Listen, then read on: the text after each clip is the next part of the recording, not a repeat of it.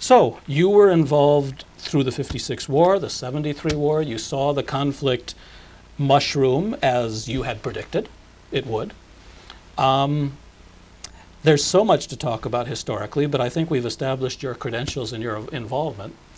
So now, if we may, can we talk about what's happening today, the sad as we days. speak? I've already sort of let out a few of my views and terms for the situation, but I don't want to bias you. You tell us, what do you think about the peace process? What? And please, no holds barred. This is Mideast Realities.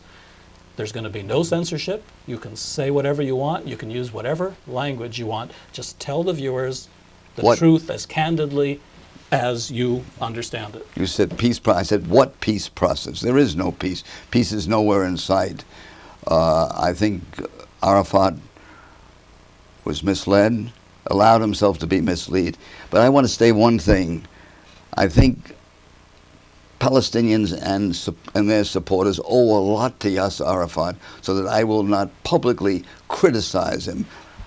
Except, no, come on, tell the viewers the truth here. This is not diplomacy. We're wearing coats and ties, but this is an opportunity to help people who haven't made 27 or 150 trips to the Middle East, who don't know these people personally, who don't understand the intricacies of the situation. If you talk as if we're speaking privately. This is not for publication in the New York Times or for publication in a book. They wouldn't publish it. I mean, Edward anyway. Said has called his old friend Yasser Arafat a collaborator, and he's a Palestinian. I don't think he's a collaborator. I think he's badly judged as what is his only way out when money was withdrawn by the Arab countries, and he's led himself into a cul-de-sac from which it's very difficult to. When the American media demands fair play for Arafat, you know that something stinks to the high heavens. The New York Times, and you know that something is wrong. Come on, you haven't phrased it.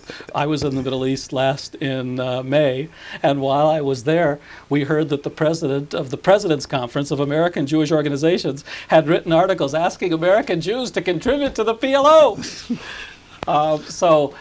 Because the money that they were supposed to be getting from the United States and the other brave countries supporting the peace in the Middle East have not come forward with the money they were supposed to come forward. Well, give me just a second. We're going to come back to this subject. Yeah. I'm Mark Bruzonsky. You're watching Mideast Realities. And now we're going to take a short break, and we're going to give you this week's quote of the week.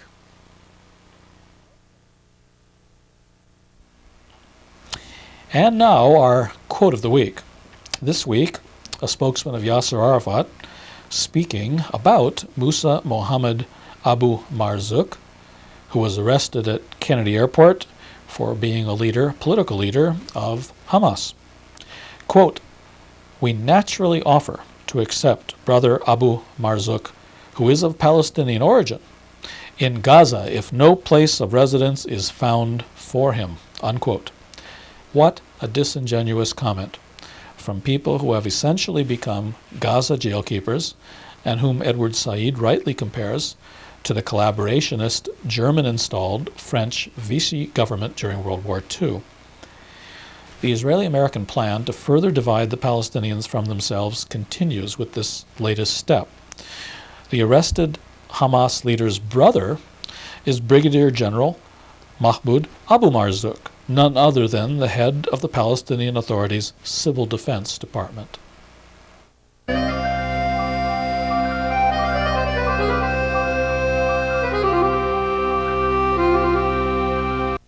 We're with Dr. Alfred Lilienthal, and we're in the midst of having moved on from history, having moved on from all these books, having moved on from your involvement with the kings and the prime ministers and the UN negotiators of a time shortly before I was born.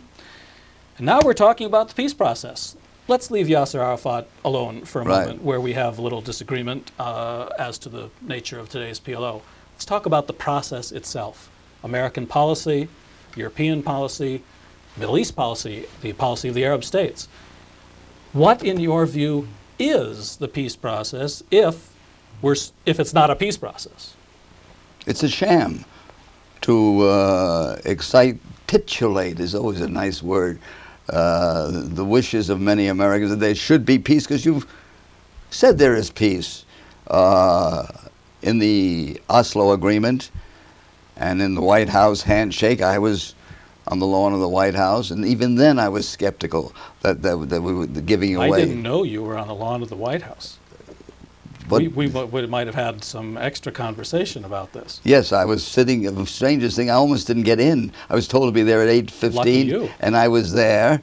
And who do you think also almost didn't get in? And I was with them, the brother-in-law and sister-in-law of Yasser Arafat. Well, that's all right. I heard that there was tremendous confusion among the Palestinians. They didn't even know how to make phone calls and issue invitations. But as you also know, the head of the Palestinian delegation, Dr. Abdul Shafi, refused to come to the ceremony. Many other major Palestinian personalities were not there. Okay, you were there. It was history. I had to be there because I'd been in '88 at the recognition of PLO by the United States, so-called in Geneva.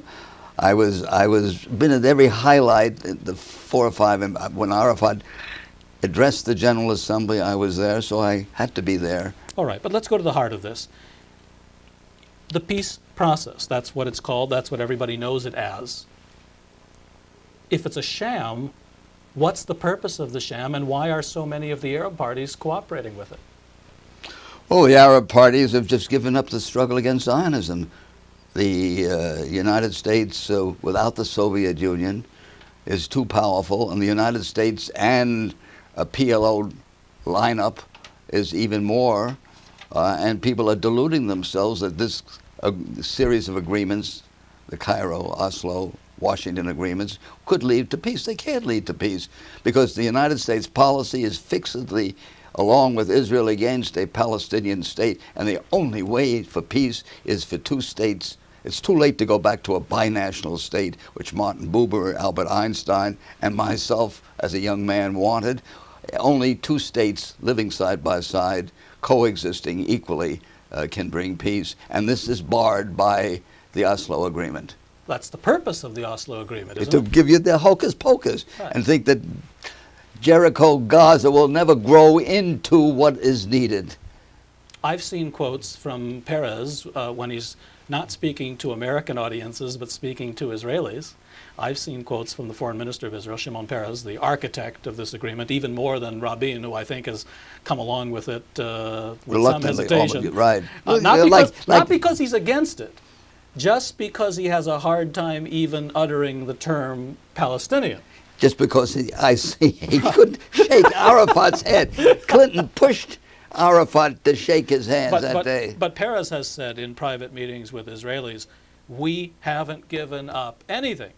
Gaza wasn't ours. We're glad to be rid of it. That's the important thing. Glad to get rid of it. We haven't changed. We haven't given up anything. They have changed. The implication being very clearly that the Zionist policy is very consistent, which I think it is actually, whereas the PLO of Yasser Arafat decided to acquiesce for whatever reasons.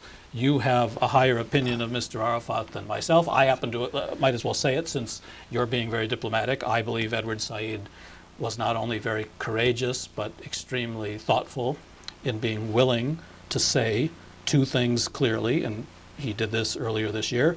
Number one, that what Arafat has allowed himself to be, that's more important than what he is. What he is a judgment. What he's allowed himself to be, I guess this is a judgment too, is a collaborator, a collaborationist regime. And then Said went on to compare it to Vichy France. When the Nazis occupied France, Marshal Pétain from the French the army best way out, all of a right? sudden became, what did he become? President Yeah. of France, with de Gaulle in opposition. All analogies break down, just like calling it apartheid or Bantustans. They're imprecise, there are differences. But to me, that's probably the best analogy there is. Now, where's this peace process, since we have to use these terms to summarize what's going on, where is this going to lead? Nowhere. Nowhere. I can't look down the road, but it's not going to lead to peace. Oh, but we need you to look down the road. You're 80-some years old. You've been living this for 40 or 50 years, and we need some help. Where is this going? Nowhere.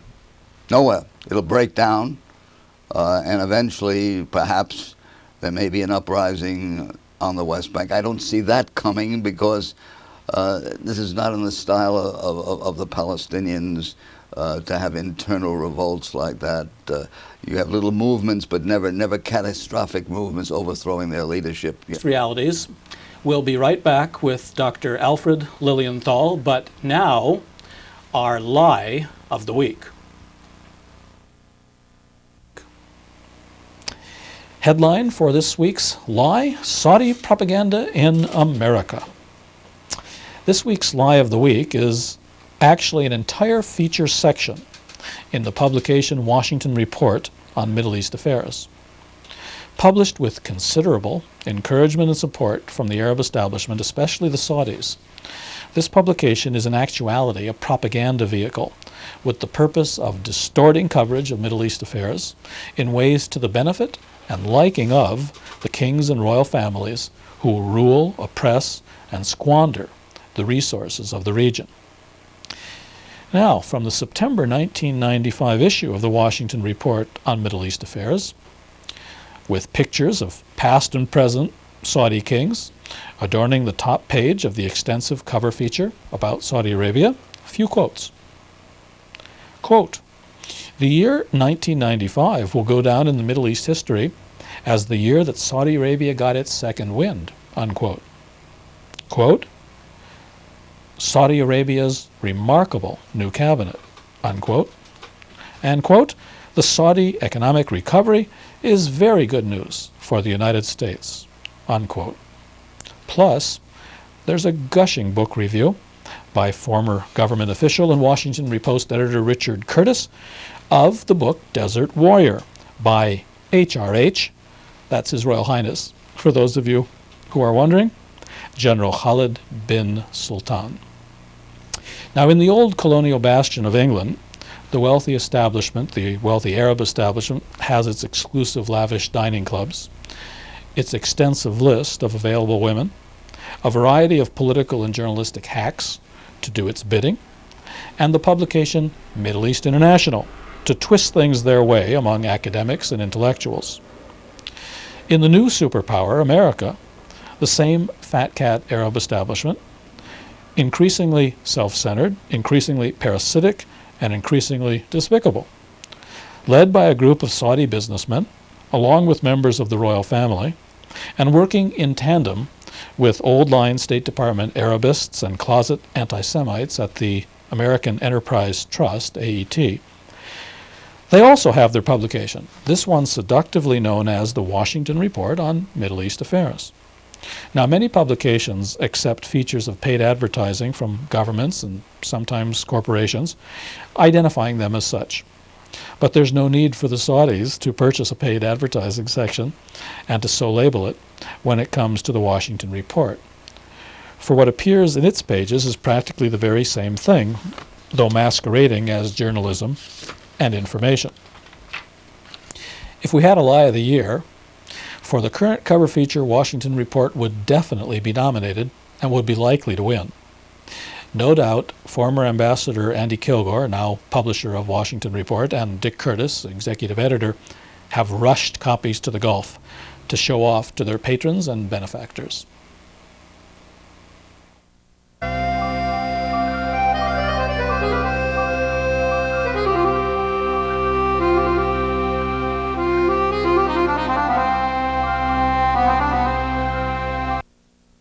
The police state that Yasser Arafat has established, for good or for bad, whatever reasons he has for doing it, is repressing the Palestinians with the same torture tactics, many of the same prisons, many of the same things that the Shin Bet used to do to the Palestinians, but now it's being done by Yasser Arafat's secret police. And in fact, in Gaza, there is today one secret policeman for every 50 Gazan citizens. Yep. Paid for and armed by the Israelis, with torture techniques taught by the Shin Bet. My God, it's been on the front page of the Washington Post. You don't have to be an expert about the subject.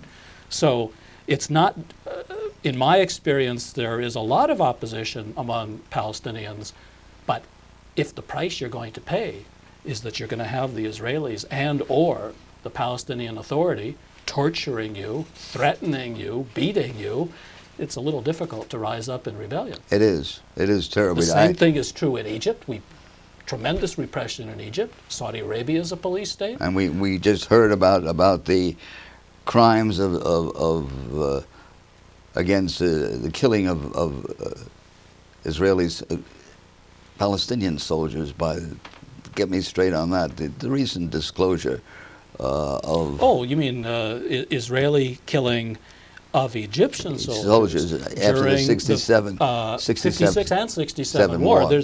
It's been a major controversy in Israel. Apparently, the Israelis have done in history exactly what they've always screamed and hollered was done to them. They've killed captured Egyptian army people who were tied up and defenseless. And so they couldn't take them along with them. They just shot them in the desert, right? But as I said, we're going to move on from the history because you and I could probably do a show every week on the history if there were people who every week wanted to revisit the history. Now, I frankly think these books are fantastic, that you've made with these 5 books a contribution to the historical record as few people have. There's only a handful of people, really, that have done this kind of writing in English. When it comes to Arabic and Hebrew, someone else is going to have to speak. But what are we going to? You wanted me to? I can't forecast down the road. I mean, I know that the you forecasted very well in the 40s and 50s. Now I want you to forecast now. Can I say, here comes the Middle East? I wrote, there goes the Middle. Here comes the Middle East. I think the people who are opposed to Arafat, and you mentioned one, I think he's a wonderful man, but they lack the spark, and something is wrong. Dr. El-Shafi, I heard him speak in Washington about there was no constructive program. He was saddened to criticize Arafat the same way I'm sad, knowing that the whole thing is wrong and that there's certain flaws in Arafat's character that have come to this. I say that because I have respect for the man who did so much. You continue to be very generous. I mean, and never... For the man who squandered the resources and wealth of the Palestinians. Such as they are. What do you mean, such as what they are? Yasser Arafat squandered huge amounts of money in the billions of dollars, has around him family members that have bought homes in the exclusive suburbs of Paris and Washington. His mother-in-law has been given millions of dollars over the years to do little things like publish. No, there I'll stop. She's a great lady, and she's a great journalist too. And her oh boy, at least we have some things to fight about. Ramonda didn't even write the book. The book was ghostwritten by an Israeli journalist. What, the book? My Home, My Prison. My Home. I've been captivated by Ramonda. Well, that's possible. I know you have a weakness when it comes to attractive women. She is and Ramonda. And she was, when she had her news agency in Jerusalem, she was very kind to many people, and she was very fervent in her. Okay, you want? But let's not get into no, just the opposite. This is Mideast realities. It's come up. Let's get into it, because here's actually a distinction between ourselves, not just generational. While opposing Israeli policies, and while opposing American policies in the Middle East, and I think it's understandable how this happened. But nevertheless, I've always had the impression over the years, you got drawn in, maybe reluctantly, maybe without thinking about it, maybe you were just too busy with focusing on these issues. But you ended up being supportive of regimes that are as repressive to their own people as the Israelis are to the Palestinians. I'm speaking of the Jordanian Hashemite never monarchy. Supportive of I'm speaking of the luckiest monarchy. Man in the world. Oh, I've gotten a watch. I should have my Mickey Saud that I wear I'm and speaking of your occasional publications in what I jokingly call the Saudi Report on Middle East Affairs, the Washington Report on Middle East Affairs. Oh, no. And, I mean, for me, for instance, the peace process is more than Palestine. The peace process is really about the structure of the Middle East. And for me, the monarchs and dictators and royal families of the region have decided that it's better for them to go into alliance with the Israelis and the Americans. Right. Screw the Palestinians, some fig leaf to cover it up. We lost it, and now we need the power of both the United States and Israel and the Jewish lobby. The interesting thing about Washington in the years, you've been here about 10 years now, and I've been here longer. The alliance in the city now is between the Arab establishment lobby working with the Israeli Jewish lobby, working with the American government, and all their secret services working with each other to keep down popular movements, branded fundamentalist in many cases, in the region. So it's no longer the central focus on Palestine. Now it's a focus on, can these regimes retain power? And at what price can they retain power? We should be writing, what price Saudi Arabia? What price Egypt, where they dress up former generals in nice Savile Row suits and pretend that they have a democratic government, which of course is a total joke. It's just a police state, a military state with the old generals dressed up in nice clothes. And my God, the repression in Saudi Arabia is fantastic. I know that. I know so, that.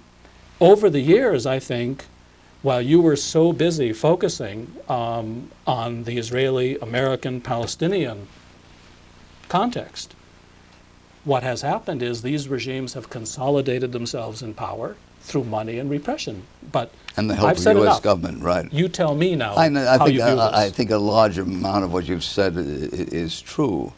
And I think in the long run, both their own people and certainly the Palestinian people have suffered as a result. I have gone back and I've been horrified at the close alliance, and I was telling an ambassador not too long ago, when are you going to hoist up the American flag next to your Arab flag? And what did he say? This is a rather harsh judgment, isn't it? And I'll go to his embassy party a week from now, and we'll shake hands, but they don't want to fight Zionism. They don't want to, they've given up. And in an article that has yet to be published, I've come out and said it. Their major fight is not against Israel. Their major fight is against their own people, isn't it? Against each other. And each other. Who's going to come out on top? Who's going to be top dog?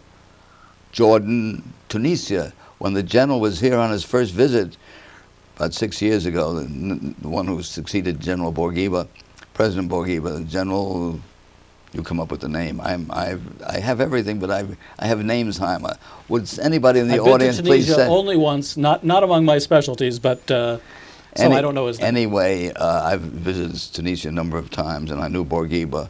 And when this general was here on his first visit, having thrown Mr. Bourguiba out, which was a good idea, he had reached his peak of power and everything now else. Watch it.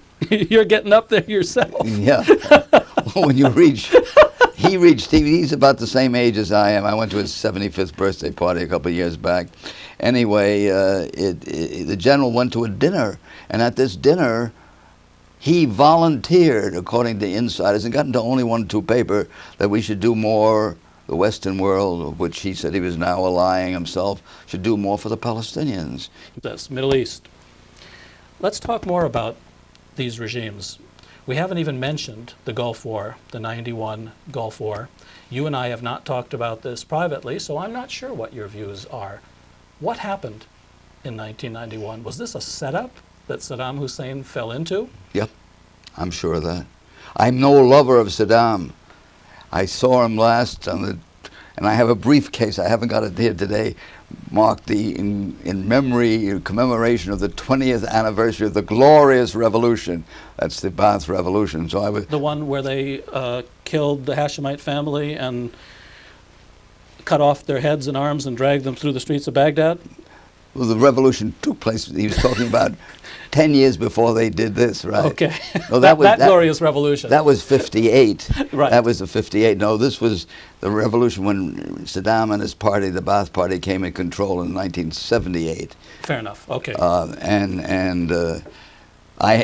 Talking about that, I was in Baghdad 3 days before Nuri, Said, and King Faisal II went to their doom.